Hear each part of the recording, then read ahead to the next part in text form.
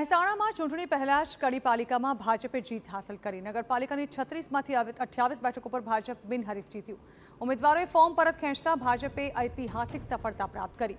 રાજ્યમાં 2/3 બહુમતી સાથે બિનહરીફ થનારી પ્રથમ પાલિકા છે।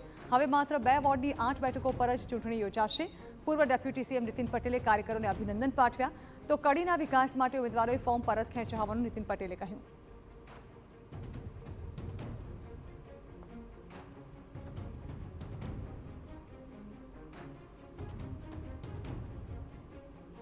તો કડી પાલિકામાં ભાજપ બિનહરીફ જીત્યું છે। અહીં કોંગ્રેસના ઉમેદવારોએ ફોર્મ પરત ખેંચ્યા છે। ચૂંટણી પહેલા જ કડી પાલિકામાં ભાજપે જીત નોંધાવી છે, જેમાં નગરપાલિકાની 36માંથી 28 બેઠકો પર ભાજપ બિનહરીફ જીત હાંસલ કરી છે।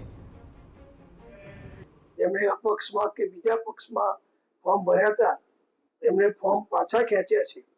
એટલે હવે ભાજપની કુલ 28 સીટો કડી નગરપાલિકામાં ભાઈઓ બહેનો અમારા કોર્પોરેટરો એ બિનહરીફ વિજેતા થયા છે। અને મને જણાવતા આનંદ થાય છે કે મારી જાણકારી પ્રમાણે આખા ગુજરાતની અંદર કડી નગરપાલિકા એ સર્વપ્રથમ નગરપાલિકા છે જે આખી 2/3 બહુમતી સાથે ભાજપના ઉમેદવારોનો વિજય થયો હોય। એટલે હું બધા કાર્યકરોને, ઉમેદવારોને અને સંગઠનના સર્વે હોદ્દેદારોને અભિનંદન આપું છું।